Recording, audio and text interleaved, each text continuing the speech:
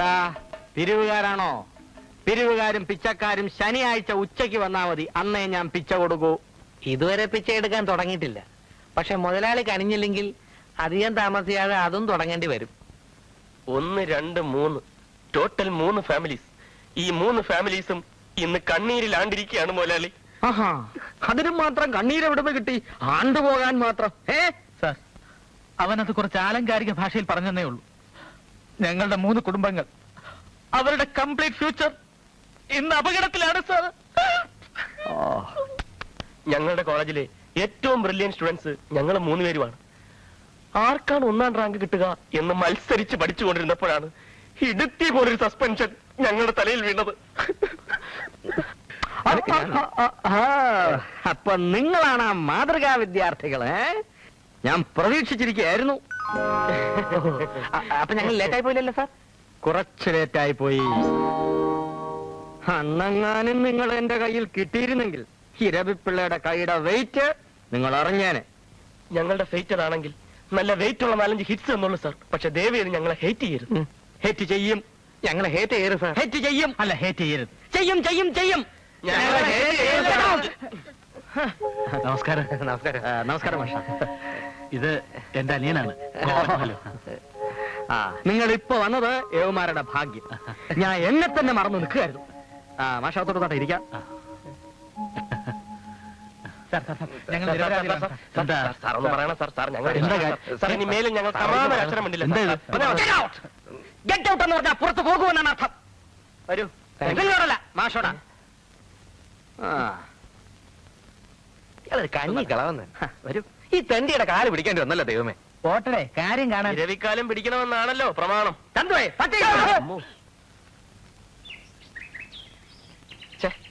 സേതു വീട്ടിലുള്ളപ്പോ ചെന്നാ മതിയായിരുന്നു. എങ്കിൽ ചീത്തവലി അവളുടെ മുമ്പ് വെച്ചാകുമായിരുന്നു. ആ പെരട്ട കിളവന്റെ മുമ്പിൽ വെച്ച് ആ പെണ്ണിനോട് ചോദിക്കാമായിരുന്നല്ലോ. ഒന്ന് ഭീഷണിപ്പെടുത്തി നോക്കാമായിരുന്നു. ഓഹോ, അത് ശരി. സസ്പെൻഷൻ മാറ്റി ഡിസ്മിസൽ ആക്കണമായിരിക്കും. വരണുണ്ട്. ചവിട്ടിക്കുറിക്ക് വരുന്നുണ്ട്. അങ്ങേരുടെ ചായ തന്നെ ഇരവിച്ചായ. പക്ഷെ നിന്നെ ഞങ്ങൾക്ക് പ്രേമിക്കുകയും മറ്റും വേണ്ട. എത്രയും വേഗം സസ്പെൻഷൻ പിൻവലിപ്പിച്ചില്ലെങ്കിൽ പിന്നെ ഞങ്ങൾ രണ്ടും കൽപ്പിച്ച് ഒറ്റ ഇറക്കം ഇറങ്ങും. എന്തിനാ വെച്ചാൽ ഞങ്ങൾ ഇങ്ങനെ പെടാ പാടുപെടുന്നു? അച്ഛൻ എന്ത് പറഞ്ഞു? ഗെറ്റ് ഔട്ട് പറഞ്ഞു. ആദ്യം കാണുമ്പോഴുള്ളൊരു ദേഷ്യമുള്ളൂ. ഒരിക്കൽ കൂടി കണ്ട കാര്യം ശരിയാവുമെന്നാ തോന്നുന്നത്. ഞാൻ അച്ഛനോട് ഒന്നുകൂടെ പറഞ്ഞു നോക്കാം. അതാ നല്ലത്. അല്ലെ സേതുവിനും അതൊരു ബുദ്ധിമുട്ടായിരിക്കും. പറഞ്ഞില്ലെന്ന് വേണ്ട. അമ്മേ, അമ്മേ, ഇത്തിരി കാപ്പി താമേ. എന്താമ്മേ, കാപ്പി റെഡിയായില്ലേ? ഉവ്വ്, ആ ഫ്ലാസ്കിൽ ഇരിപ്പുണ്ട്.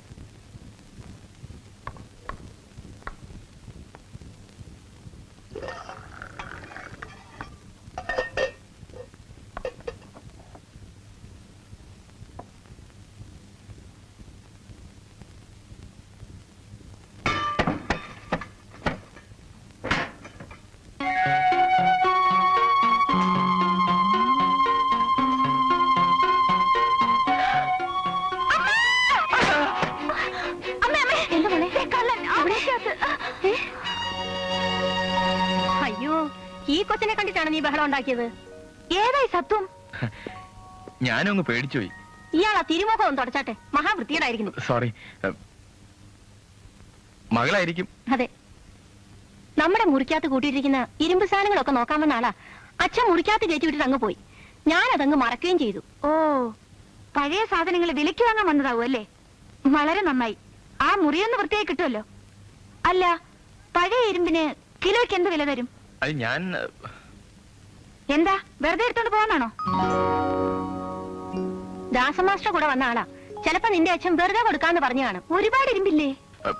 ഒക്കെ ദ്രവിച്ച് നാശമായിരിക്കുക. വളരെ കഷ്ടപ്പെട്ട് ഒരുക്കിയെടുത്താൽ 5-10 രൂപയ്ക്കുള്ളത് കിട്ടും. നുണ പറഞ്ഞ് പറ്റിക്കാമെന്ന് കരുതണ്ട. ഇയാൾ ഇട്ടിരിക്കുന്ന പാന്റ് ഷർട്ടും ഒക്കെ ഇത്തിരി വില കൂടിയതാണല്ലോ. ഇതുപോലെ ആളുകളെ പറ്റിച്ച് ഒത്തിരി കാശുണ്ടാക്കി കാണുമല്ലേ? അമ്മേ, ആ മുറിക്കകത്ത് പഴയതാണെങ്കിലും വില പിടിച്ച പല സാധനങ്ങളും ഉണ്ട്. ഇയാളെല്ലാം കട്ടോണ്ട് പോയാൽ? എനിക്ക് ഇരുമ്പിന്റെ ബിസിനസ്സേ ഉള്ളൂ, മോഷണമൊന്നുമില്ല. ഒരു ബിസിനസ് ഇപ്പൊ വേണ്ട, അച്ഛനുള്ളപ്പോ വരൂ. കുട്ടിയുടെ അച്ഛൻ എന്നോട് പറഞ്ഞെടുത്തോ? ഒക്കെ ഇല്ല, പൊയ്ക്കോളൂ. അച്ഛനുള്ളപ്പോഴല്ലാതെ ഒന്നും തൊട്ടുവരുത്. തന്നോട് പോകാനല്ലേ പറഞ്ഞത്? ആ, ഇത് ഇത് ഇത് ഇതാ തരാം തരാം. എവിടെ കിടന്നത്? ഓരോ ശല്യങ്ങളൊന്ന് കയറിക്കൊള്ളും. അമ്മയ്ക്കൊന്ന് പറഞ്ഞൂടെ? ഞാൻ എന്ത് പറയാനാ? നിന്റെ അച്ഛന്റെ സ്വഭാവം നിനക്കറിയില്ലേ? ഓ, ഇരുമ്പ് വെച്ചോടക്കാരനോ? എവിടെ ആകെ കുളമാക്കിയല്ലോടി കാർത്തി. അത് ദാസൻ മാസ്റ്റർ അനിയനാ. 2 MA എടുത്ത ആളാ. Double MA. ബഹുമിടുക്കൻ. വാസ്തുകലകളെ കുറിച്ച് ചില ഗവേഷണങ്ങൾ നടത്തിക്കൊണ്ടിരിക്കുകയാണെന്നും പഴയ ചില താളിയോല ഗ്രന്ഥങ്ങളോ നാണയങ്ങളോ കിട്ടിയാൽ നന്നായിരിക്കുമെന്നും എന്നോട് പറഞ്ഞപ്പോ ആയിക്കോളൂ എന്ന് ഞാനും പറഞ്ഞു. ആണോ? എന്നിട്ട് അയാൾ എന്നോട് പറഞ്ഞല്ലോ പഴയ ഒരു ഇരുമ്പ് കച്ചവടക്കാരനാണെന്ന്. വേറെ ആക്രി. മാക്രി. നീ അങ്ങനെ ധരിച്ച സ്ഥിതിക്ക് ഇനി നിന്നെ തിരുത്തിയോണ്ട് വലിയ പ്രയോജനമില്ലെന്ന് അയാൾ കരുതി കാണും. ചേച്ചേ, ഞാൻ ഒരുപാട് വഴക്കും പറഞ്ഞു. വഴക്കും പറഞ്ഞോ? നിന്റെ തള്ളയുടെ ബുദ്ധി തന്നെയാണല്ലോ ദൈവം നിനക്കും തന്നിരിക്കുന്ന കഴുത ബുദ്ധി. എന്റെ വായിന്നൊന്നും കേൾക്കരുത്. ഈ വാഗുണ്ടൊന്ന് ഒച്ചത്തി പറയാൻ വേണ്ട. ഇനി താഴെ പോരും. വെപ്പ് വല്ലാണെന്ന കാര്യം ഓർമ്മ വേണം. എന്റെ മൂദേവി കിളി വരുന്നുണ്ട്. അൽ ദമാമിന്ന് 1 ജോഡി സ്വർണപ്പല്ല്, 5 പവൻ വായിക്കകത്ത്.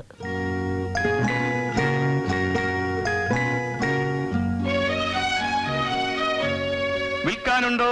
പഴയ ഇരുമ്പ് സാധനങ്ങൾ വിൽക്കാനുണ്ടോ? വെറുതെ വേണ്ട, നല്ല വില തരാം. പഴയ ഇരുമ്പ് സാധനങ്ങൾ വിൽക്കാനുണ്ടോ?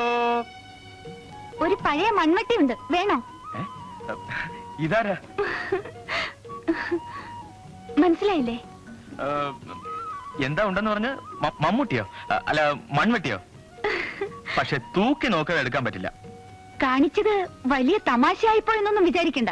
കണ്ട തനി ഇരുമ്പ് കച്ചവടക്കാരനെ പോലെ തന്നെയുണ്ട്. ആ, കറക്റ്റ് കറക്റ്റ്. ഇപ്പോഴത്തെ ഇരുമ്പ് കച്ചവടക്കാരൊക്കെ സാമാന്യം യോഗ്യന്മാരാണ്. ദേ സാറേ, സാറ് വലിയ ആളാണെന്നും ഗവേഷകനാണെന്നും കേട്ടിട്ടുണ്ട്.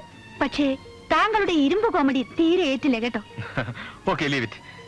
തൽക്കാലം നമുക്ക് സീരിയസ് ആവാം. ഹ്യൂമർ ആസ്വദിക്കാൻ കഴിവില്ലാത്ത കുട്ടിയുടെ പേരെന്താ? യഥാർത്ഥ ഹ്യൂമർ ആസ്വദിക്കാൻ നല്ല കഴിവുള്ള എന്റെ പേര് സേതുഭായി എന്നാകുന്നു. കൊള്ളാം, നല്ല പേര്. ലേശൻ രസികത്വം ഇല്ലാത്തവരോട് എനിക്ക് വലിയ മതിപ്പൊന്നുമില്ലെങ്കിലും സാമാന്യ മര്യാദയുടെ പേരിൽ എന്റെ പേര് പറയാം. ഗോപൻ. മുഖസ്തുതി പറയാണെന്ന് വിചാരിക്കരുത് കേട്ടോ. ഗോപൻ ഒരു മഹാവൃത്തിയായിട്ട പേരാണ്. എന്തിനാ ഇപ്പൊ ചിരിച്ചത്? അതിന്റെ അർത്ഥം എനിക്ക് ഹ്യൂമർ സെൻസ് ഉണ്ടെന്നല്ലേ?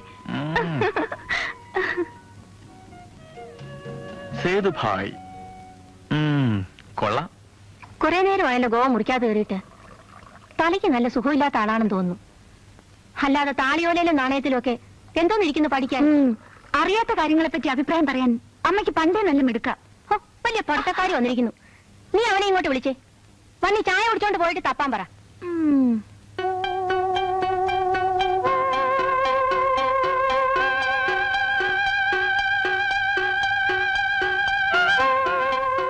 മിസ്റ്റർ ഇരുമ്പേ, ഇരുമ്പിനെ അമ്മ വിളിക്കുന്നു. നല്ല കലാബോധമുള്ള പാർട്ടീസ് ആണല്ലോ. ഇത്രയും നല്ലൊരു വീണ ഈ ചവറുകൾക്കിടയിൽ കൊണ്ടിടാൻ നല്ല കട്ടിയുള്ള മനസ്സ് തന്നെ വേണം. മോള് വലിയ കലാകാരിയാണെന്ന് നാട്ടുകാരെ ബോധ്യപ്പെടുത്താൻ വേണ്ടി എന്നെ വീണ വായിക്കാൻ പഠിപ്പിച്ചു. പിന്നീട് അതൊരു വലിയ കുരിശായി. ആര് വീട്ടിൽ കയറി വന്നാലും ഉടനെ ഞാൻ വീണ വായിക്കണം. കമ്പി പൊട്ടിപ്പോയെന്നും പറഞ്ഞ് ഞാനത് ഒളിച്ചു വെച്ചതാണ്. പക്ഷെ അറിയാവുന്ന വിദ്യ സാധകം ചെയ്യാതെ നശിപ്പിച്ചു കളയുന്നത് ദൈവദോഷമാണ്. ഒരു പ്രദർശന വസ്തുവായി അരസികന്മാരുടെ മുമ്പിൽ ഇരിക്കാൻ എനിക്ക് വയ്യാഞ്ഞിട്ടാ. ബുദ്ധിമുട്ടില്ലെങ്കിൽ ഈ വീണ കുറച്ചൊന്ന് വായിച്ചാൽ തരക്കേടില്ല. ദേവി ഇത് ഉപദ്രവിക്കില്ലേ? അച്ഛൻ കണ്ടാ പിന്നെ ഇത് പ്രശ്നമാവും. ഇല്ലെന്നേ.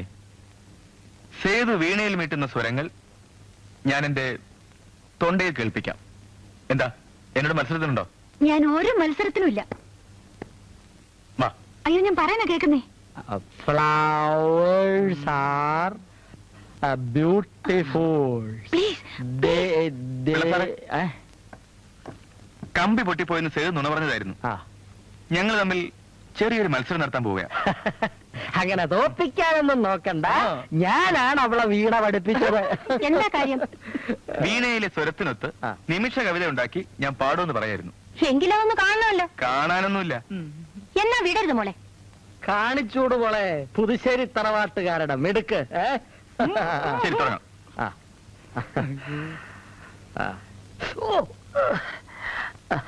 ഇല്ല, ഒന്നും പറ്റില്ല.